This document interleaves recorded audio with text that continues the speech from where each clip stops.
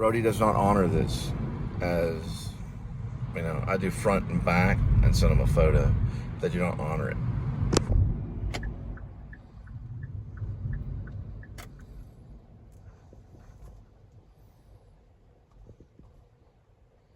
Frequent stops, 1440143.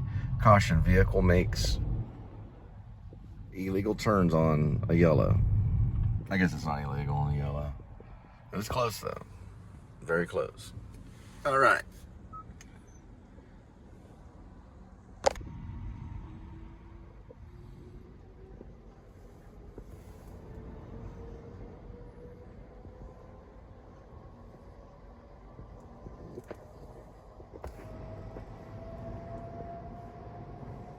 You have the footage. Now do a reoccurring screenshot of proof. Not of the footage, because you're in the middle of work. So you're working in an app. So after you're done with this, do a reoccurring photo of the app. Because you can add that, to, if you remember, to the actual show, so they can see what they're doing. They have to be able to have ocular proof. J. Josh Smith taught along this road right here, right past the vitamin shop, all the way down that way, at a place called MacArthur Boulevard Baptist Church, right off Mustang. If you turn right on Mustang, it goes down in a valley. He works over those buildings in a valley, or he did, at MacArthur Boulevard Baptist Church. Now, the pastor's name is Ricky Primrose. It was Josh Smith. They're both militia.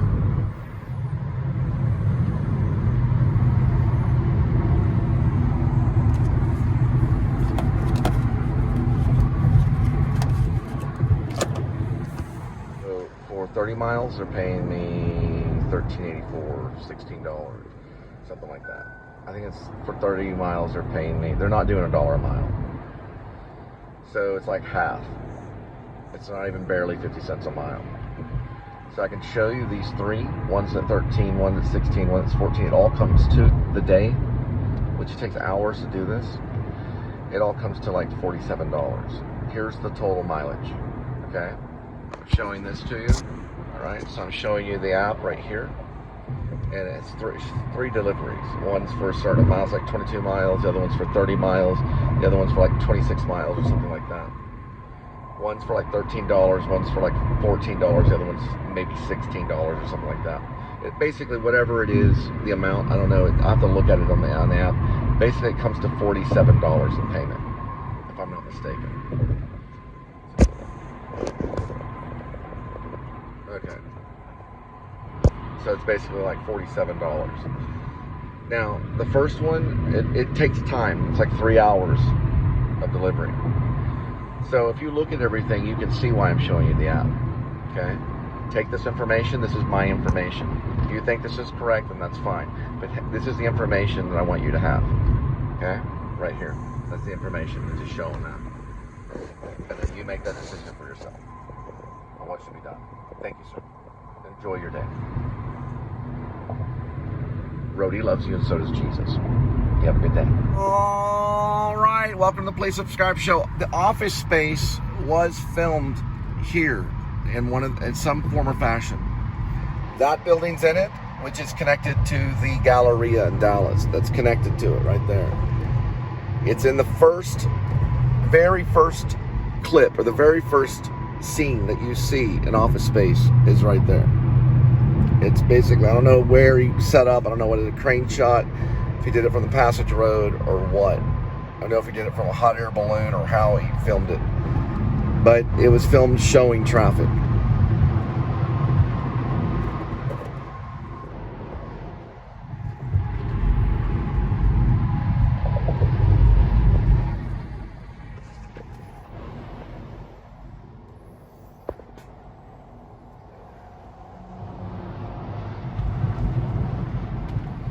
You want to show everything to the customer. Then you want to ask them, you know, does this seem right? Show them the amount they're paying you, show it to the customer, and say, does this seem right?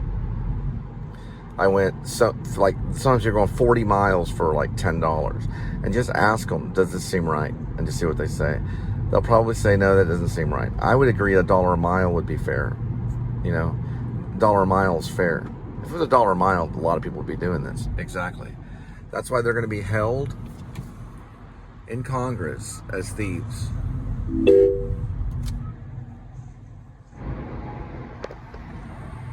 This is made.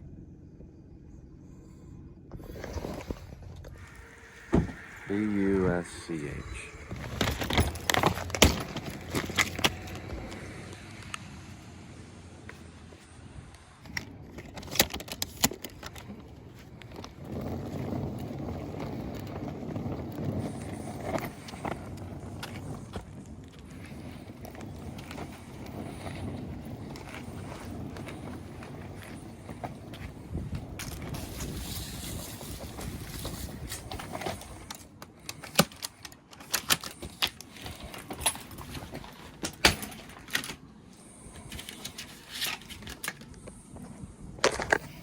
William Bush was informed, so he understands the amount they gave me. Seemed like William Bush was suffering from jet lag, so they left his luggage.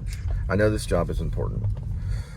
So they left his luggage there, and he wasn't able to get what he needed. So it looked like he has his bloodshot red eyes, so that looks like that package has drugs in it.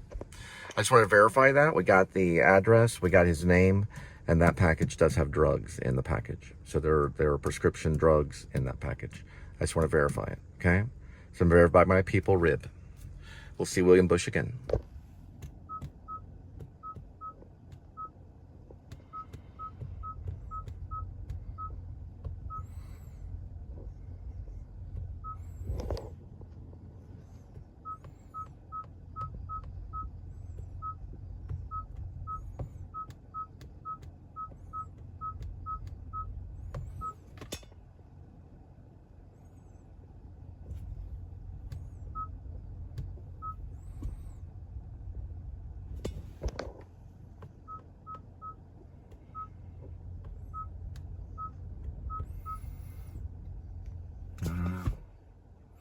It does have something similar right here. That's correct. Set as destination.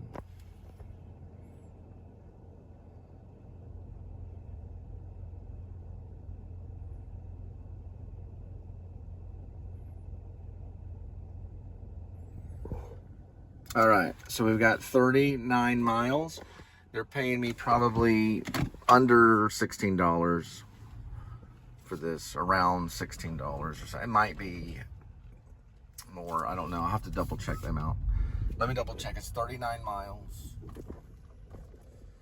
0.1. They work with GBA, which is Georgia Bureau of Investigation. These are packages. They're basically mostly luggage. They're luggage. They're luggage from the airport.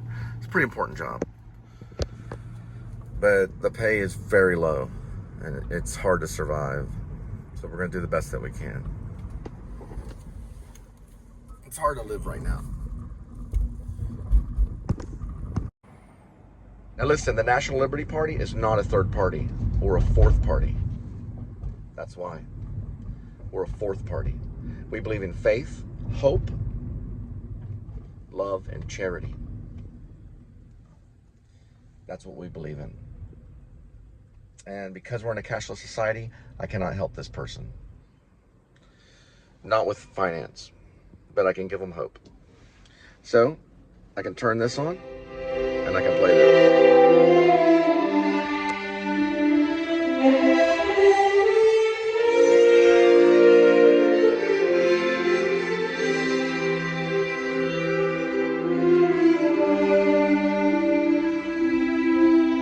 I just want to say that Jesus Christ loves you.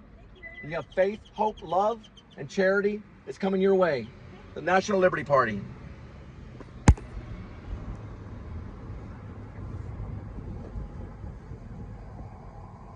Faith, hope, love, and charity is coming your way. And we're happy to be there. We're happy to represent you in the National Liberty Party. We're going to look at some luggage. There's some luggage right there. That guy will mix in his luggage with that luggage. Alrighty? So when you know it's something wrong, you have the right to do something about it. Faith, love, hope, and charity. National Liberty Party. Here we go. It's not the Roman salute, it's the thumb. Faith, love, hope, and charity is a salute of Jesus Christ. That's what he would do. He would give people a sign saying, I love you, and that's what that means. The hippies did it, why not our generation? That's what it means. When people are walking around like that, that means they have faith, they have hope, they have love, and they have charity in their heart. They can show other people. Why not the thumb? Because 5's an evil number, right? And 4 is a number of music. 1 and 2 and 3 and 4. Faith, love, hope, and charity. It's 4 things. That may be less Nazi looking. It's 4. We'll do it that way. That looks better. Sorry guys, I'm still figuring it out. It's 4 things. Faith, love, hope, charity. The number 4. Is that better? We'll walk out working. We'll be soldiers. The book I was able to read while in jail for 17 hours, and I don't know if they let me have my glasses. I think they may have let me have I don't remember for sure, but I was able to read it somehow. His name is Nicholas Sparks. Nicholas is normal spelling, and Sparks is spelled S as in Sam, P as in Paul, A as in Alpha. There are police reported ahead. R as in Rover, K as in Kentucky, and S as in Sam. So his last name is spelled S as in Sam, P as in Paul, A as in Alpha, R as in Rover, K as in Kentucky, and S as in Sam. That's spelled Sparks, or it spells Sparks. His first name is Nicholas, so he goes by Nicholas Sparks. He did write The Notebook. Have you ever seen the movie The Notebook with Ryan Gosling? He wrote that book. He did write The Wedding, and I did get to read a big chunk of it in jail. There were plenty of Bibles on it. There was actually a lot of books that were stacked in the center of the jail room. So you go into jail, you go into like this, like it's almost like an atrium kind of thing. You go into this one room, and then you go into the cells, right? There's several cells. We know, we've all been there, a lot of us. Some people have never been to jail, but they have different cells. All these different cells. And the center is like a forum. It's almost like a room where you can walk around, like you walk around in a circle and things like that. They do have like places to eat. So there's like a bench with chairs, almost like a park bench, but it's all made out of metal. On top of one of the park benches made out of metal there were a stack of books. One of them was Nicholas Sparks, and it was called The Wedding. Next to that book was the Bible. They had a Bible there too. It was like a study Bible. They had mostly Bibles, and there was a Nicholas Sparks book. I was like, oh cool, Nicholas Sparks. So I went into my cell, I lay down on my hard iron or steel or whatever it's made out of, concrete/metal bed. It was very uncomfortable. And I laid there and I read as much of The Wedding as I could. I was visited by a Hispanic officer. He did come into the forum. There was all of the cells were open.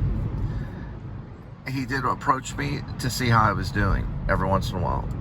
And I told him, fine. And I told him my whole situation, my side of the story, about the traffic ticket, the school zone thing, everything about the lawyer, all this stuff. I think I told him all that. I said the paperwork was in my car. It was in my car at the time because I was fighting the ticket. 17 hours went by and he did approach me and he did talk to me about the anonymous or something. I said, well, who released me? He said, anonymous. So he didn't give a name to who released me. Then immediately called my dad, and my dad and Janice picked me up. And I saw my dad and Janice. I will not go to my dad's funeral, so do not contact me. I do not want to see that side of the family ever again. For we are faith, hope, love, and charity, and we'll have other people come to your door. Goodbye. All right, guys, this is University of North Texas. We call that over there, you can't really see it, but we have a nickname for it. There's Denton, Texas, 1857. UNT established in 1890. That is called the Murchison Performing Arts University of North Texas building that we've nicknamed the Armadillo building, and I played Duke Frederick and As You Like It the same time that Fight Club came out. I played Duke Frederick in a Shakespeare play that went all the way to Czech Republic, to the Yanakok, what are we doing this one right here? The Yanakok Academy. It was basically in Brno. Well, no, it was near Brno. I think it was Brno. Brno, Czech. Czech is a lot like Texas, and Texas is a lot like Czech. They have the best scones in the world at this one hostel. I played Duke Frederick. We did like a David Bowie Duke Frederick, but we were really kind of shy about... I was the only one that talked about David Bowie. I saw it as a David Bowie take. Very skinny. I was 145 pounds. All velvet. The whole thing was velvet. Black velvet. With big kind of like...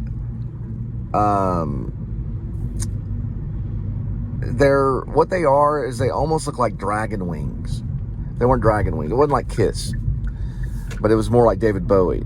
They were like a flowing velvet garb that like a priest would wear. Yeah, it was crazy looking. But it had like these long draping sleeves that touched the stage when I walked. And we had magnets. One of the magnets one time flipped around and hit an actor in the head, made him bleed. It was during a rehearsal.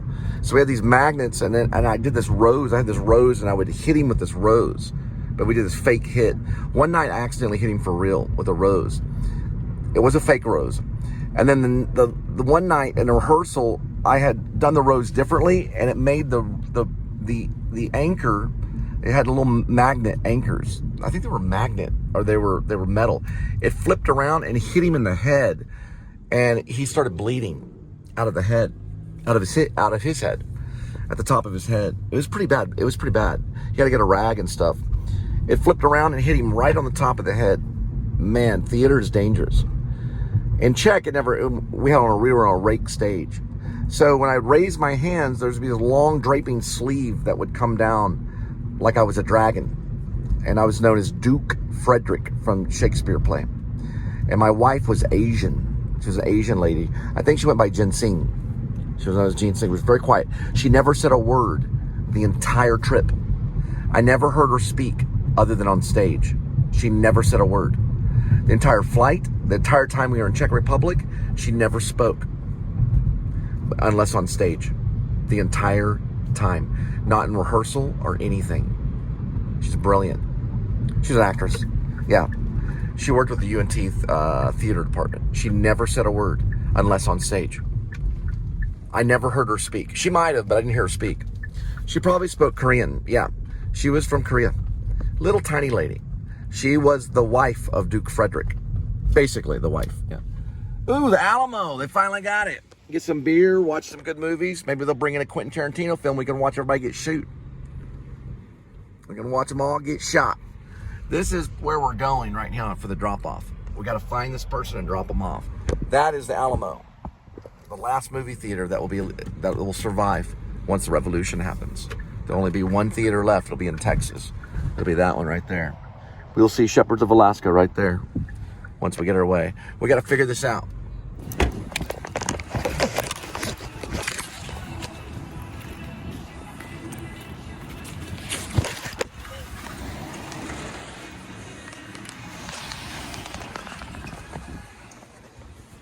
Bellhop station or front desk or something like that. Something like front desk or something. Okay. There it is.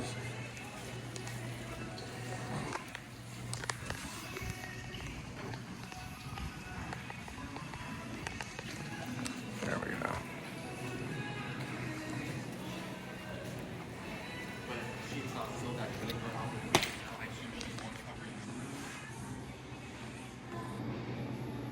Got it.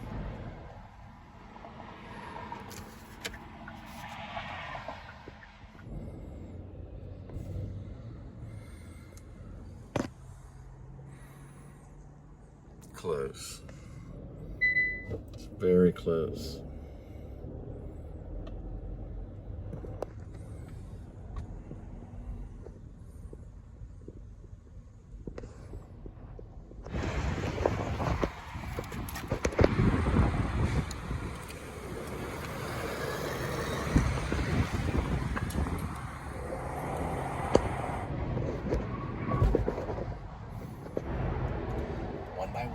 One by one. That's the Texas Motor Speedway.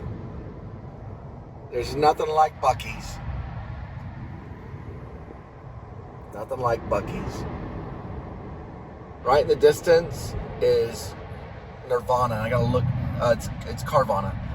I gotta look for the director of Moonlight Mile. Moonlight Mile, who I was directed by, his name is Brad Sieberling. That's the director. Brad Sieberling. He directed Dustin Hoffman and Jake Gyllenhaal and many other wonderful actors. Some iconic stars are in Moonlight Mile. It's a movie that I sought after and I want to see. Now, I'm going to tell you my connection between Moonlight Mile. When Moonlight Mile was released, 2002-ish, yeah, 2002. Later on, I would be arrested by a police officer in Crowley in front of Sarah Lopiccolo's father's home in the middle of a suburban area, like a suburbia, like it was like a suburbs. They said I threw water out of the window, which was incorrect. I don't know who did that, probably Jake Gyllenhaal, but I didn't do it. Now, there was a boy that lived across the road, or across the street, from Lupe, known as Ciro Lopiccolo, from his house. He saw me get out of my car. I forgot, I had a red Ford. Walk over to the garage and peek into the garage window. Because I was trying to see if Sarah was there. And she had put her car in the garage. But they have tinted garage windows. I turned around to go back to my car, and there was a spotlight on me. That was the Crowley Police Department, who Kit Long is part of. He's part of the chief. He's a chief, what's it called? Chief. I know they use the word chief. Chief of police of Crowley, yeah. His guys had already had me on a spotlight. That's how quick they were. I was asked, I don't know, I guess I got back in my car. Yeah, I did. I got back in my car, and they had a spotlight on me. They came up, they asked me my name, I gave them all my information. Then they went back. Those guys are probably in prison. Yeah, probably all of them. I went back. Well, I was in my car. They came over with spotlights and a light, shined it in my face and said, "Get your reading glasses." I had these little tiny reading glasses. I still have them today. And I said, "Why?" And they said, "You're going to jail." They took me out of the car and they stood me in front of, I think, my car on that side, in the middle of the street. They got into their vehicle and shined a spotlight only on my face from their vehicle. It was a really powerful spotlight. It was blinding. Yeah, it was very powerful. Then they walked over and I think I was already handcuffed or about to be handcuffed. I think I was handcuffed. They handcuffed me, or they already had me handcuffed, and they walked me all the way to their police vehicle, their police car. And they put me in the back of their police car with my hands cuffed behind me. And they drove me to Crowley Police Station, where I spent 17 to 18 hours, all at the same time, almost a full day, above this man that was an alcoholic, that was detoxing, that was about the size of, you ever seen Uncommon Valor with Gene Hackman? He was the crazy guy in that. He looked like him. He had like a hair lip and stuff. Well, this guy, I don't think he had a hair lip, but he was crazy. He had put his wife in the hospital. I'm not going to tell you anything else, but he put her in the hospital. He told me while I was laying there, he said, those people in Iraq, those soldiers in Iraq, or he said, our troops in Iraq, those guys in the military, all they're doing is just driving around, wasting gas. That's what he said. He said that they're just wasting gas. I've talked to some of these soldiers. They're just wasting gas. These American soldiers are just wasting gas. That's what he said to me. I was released and talked to like a county clerk judge or something like that. And she said, this is the reason why they arrested you. Ciro Lapicola had placed blah, blah, this and all this stuff, this private stuff. And you were not allowed on that property. So if you go back to that property, we'll put all that up to a felony. So I said, I can't go back over there? He said, no. And I don't think Ciro Lapicola's, I don't know if he's still alive. I don't think he would be. He might be, because my dad's still alive. But if I go back to his property, which I will, but not yet, we're going to go back a different way. We are going to have him interviewed to find out why all that happened by some other people, not by me, but some other people. And Sarah and I would be married weeks after that event. We were on a process of being married when all that happened. He is like the Robert De Niro character in Meet the Parents. He's like CIA or something.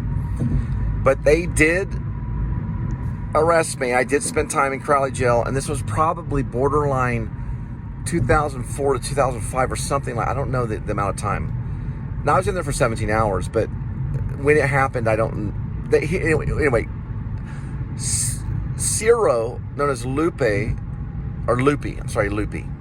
Ciro Lupe Lapicola had to go to the county clerk house. He had to go to the courts and remove the charges against me. I don't remember the charges exactly. It had something to do with trespassing or something like that. He had to remove those charges. And Sarah and I were married happily for 6 years. We had a wonderful marriage. We played cards. We did all kinds of stuff. Now, I time traveled back to my apartment in Ridgemar to tell myself not to hurt Sarah anymore. Basically to say, leave Sarah alone, leave the marriage kind of thing. But I did not answer the door to myself. Instead, I wrote a book about it. Now, Sarah and I were divorced. We were only married for 6 years. So I came back to say, look, leave the marriage, is what I probably said. She filed divorce charges against me, and I was process served at Warren Tech in, I believe, Bedford. Was it Bedford? Yeah, Bedford. And the process server served me the papers. And then I put no contest and sent them back. She went her way, and I went my way. So it was a complete divorce. I probably was trying to tell myself, walk away from the marriage. Just walk away from it. Just, leave now or whatever. Because later, someone would knock on my door. Now, I did time travel and go back to remind myself. There were 2 police officers that did show up the night that I knocked on the door. I time traveled, went back and knocked on the door. Those 2 police officers are actually time travelers, and they showed up. They went into the living room and interviewed us and asked about the knocking on the door. They knew at that point. They were Fort Worth Police Department. They have been time traveling for quite a bit of time. And this is all given to us, but different ways. Now, it is in the book, Escape from Maine. But they interviewed us and asked us all these detailed questions about the knocking on the door. And I ended up putting that in the book, Escape from Maine. It's actually called Escape from Me. I actually did do that. That's what that's based on. And they looked like time travelers. They were just weird looking kind of guys.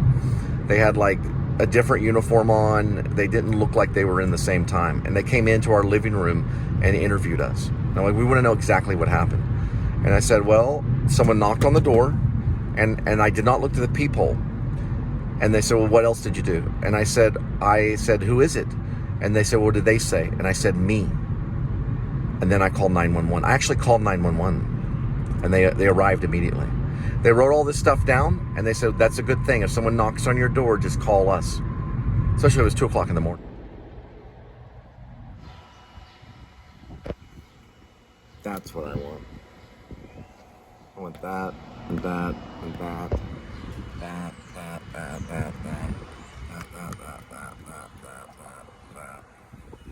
that. All of it. That's all I want. I don't want to be a filmmaker. I just want this. Unfortunately, I have to be a filmmaker. I have to be a filmmaker. I'm sorry. So, Sean, if you want to continue, go ahead. Bradley, if you want to continue, go ahead. But I have to do it. I'm sorry. But I have to. So if you want to kill me, go right ahead. But you'll get the death penalty. I asked for one regular sized burger. I'm changing it to this. I know it looks dorky, but that's what it's gonna be. Not that, this. I'm only gonna eat one burger. Remember, kids, it'll all happen at one night.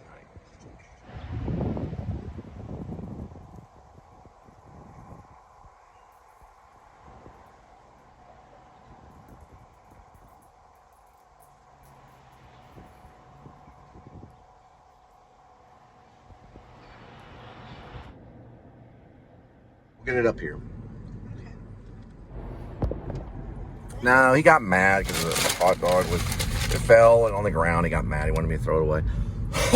So I was gonna buy another hot dog and just throw that one away, but he wanted me to throw it away in front of him, and I was flabbergasted that he approached me. It looked like he had a taser in his hand. I got a photo. The guy's trying to kill me. Yeah.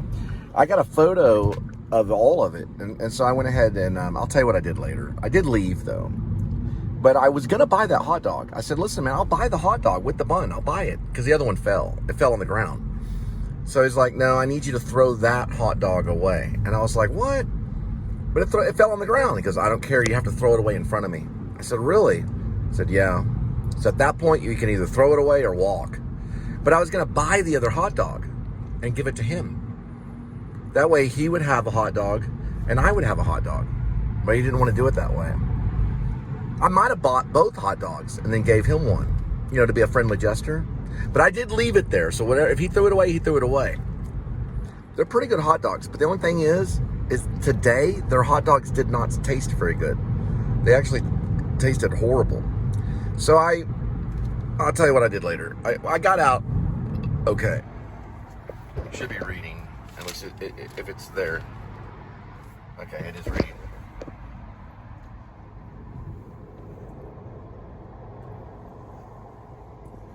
All right. Next one is this one, media. We go high left. Okay, first Apple CarPlay and high left. All right, we're in business. We gotta drop off a luggage. We'll get you beer on the way. All right, we're in business. 556 on arrival. 14 minutes, 13 miles. 141-5738. We do not have a cruiser yet, but it starts with a 7. It's a boxy cruiser. I don't know how to announce it. It's not an FPIU. That's the one that looked very similar to that one that tried to corner Linda and I off Roberts Cutoff Road. I'm trying to get the cruiser number. I know it starts with a 7. Brake lights are on. It's a possible corrupt cop.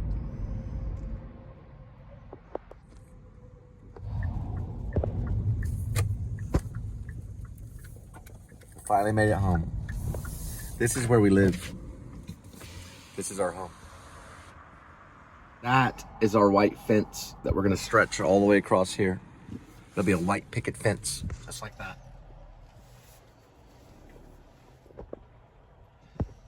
And the only people that'll be allowed to go there are people that are like me.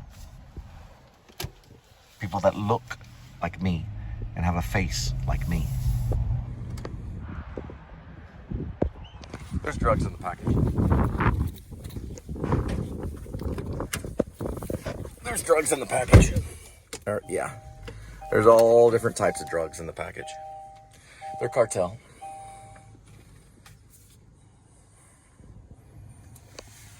We need to make sure we get this right here. We're gonna go map and just keep hitting map right there. Take your phone out. That's why it's an S. It's cartel. We are very, very against the cartel. We want to go over this way. There's black tar hair. Yeah, black tar what? Heroin, yeah. In that package. Go like this and put this over here and go with this right here. I had a dog smell it. There's nothing I can do about it though, because I don't have the warrant to search the package. But we do have the address. It is on Texas Lane. Or Texan. Here's one of their neighbors, 2509. This is probably cartel too. Go over right here and go this way right here. That's where pretty much the cross street is. That's black tar heroin that's in that bag. Or that's in that luggage piece. They did not allow me to take a photo of it.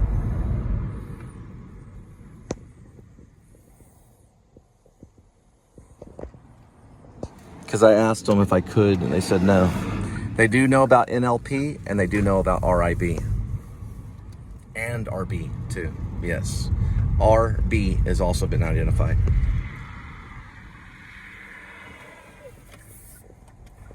Yeah, like...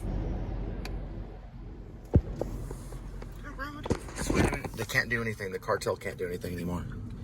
That was one of the head guys. One of the head cartel guys. Yeah, it was. It actually was. He had the heroin in that bag.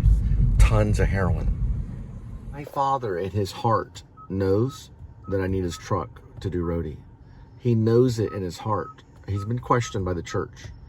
But he knows it in his heart that I need it to do roadie. And he's too stubborn to get a hold of me. See if that says Fort Worth right there. See if that says Fort Worth. Just see if it says it. Does it say it? No, it says house. All right. What does this say right here? It says 24. Oh, you can't fiddle with this one because it's a Korean. This says right here, it's, yeah, your dad's delusional. Go right over this way and see what this says right here. 24/9, 657. Unbelievable. Oh my gosh.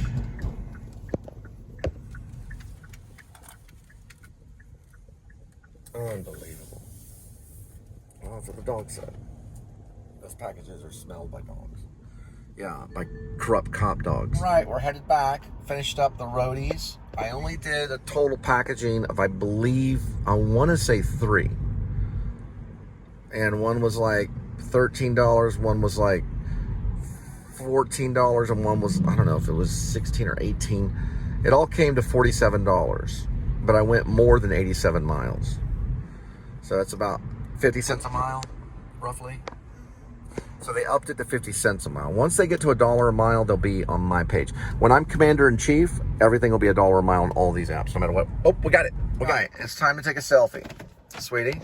So when you are doing roadie, you have to take a selfie. It is in portrait, and you do have to smile, so you go like this.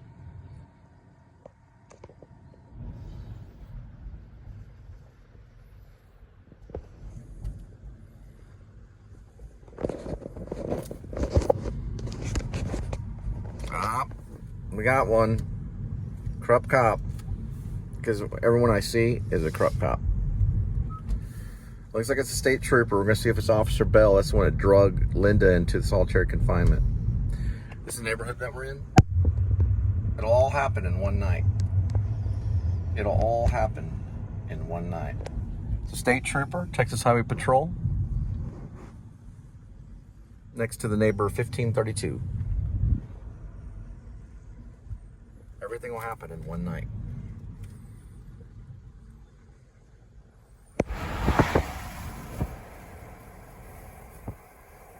It's gotta be the sign like that. Almost like a turkey thing. Look at Kia, they save gas money. That thing behind me, I'm gonna take off the road, take it off the market. Probably take that off the market too. Probably take that off the market. I'll probably take that off the market. I'm gonna take that off the market. And I'm gonna take that off the market. And I'm gonna keep that on the market. That's what you're gonna be seeing on the market. Faith, hope, love, and charity. You can't stop it. You cannot stop faith, hope, love, and charity. Faith, hope, love, and charity. You cannot stop it. You can honk, but you cannot stop it. 4 things that are gonna help me win. I'm gonna let my enemy know. Faith, hope, love, and charity. That's why I won. That's why I will win. That's secret. It's a little secret.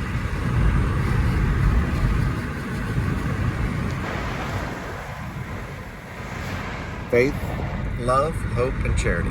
So what do you go like this? The number 4, not the number 5. There you go. Now wave it like this. That's it. We're the special people. We're gonna take over the world.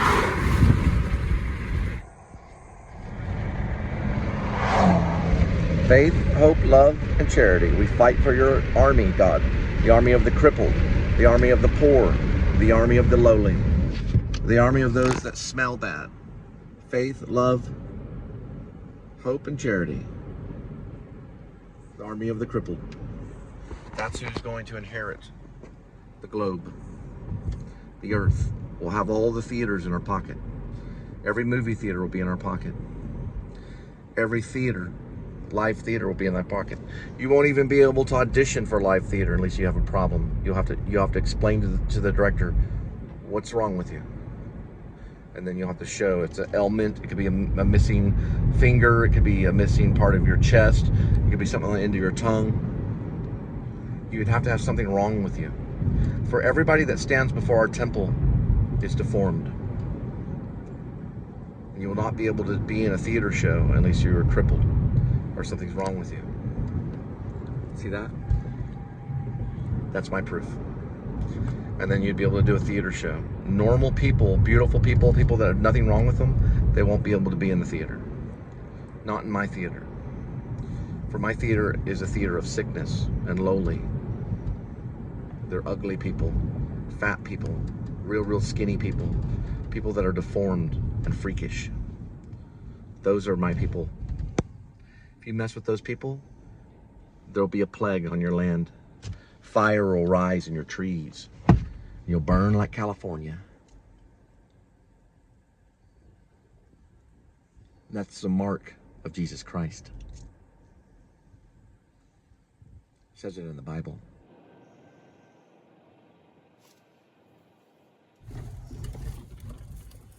That's plugged in? Yes. Okay. We got the reading of the USB. We got the copyright. Apple CarPlay. We want to go to media. After media, we want to go high and to the left. Right here. There it is. 910 North Tarrant Parkway. Now, when we do this right here, it's going to show us we're in business. 701, 30 minutes, 15 miles for $7. And we're going to show that.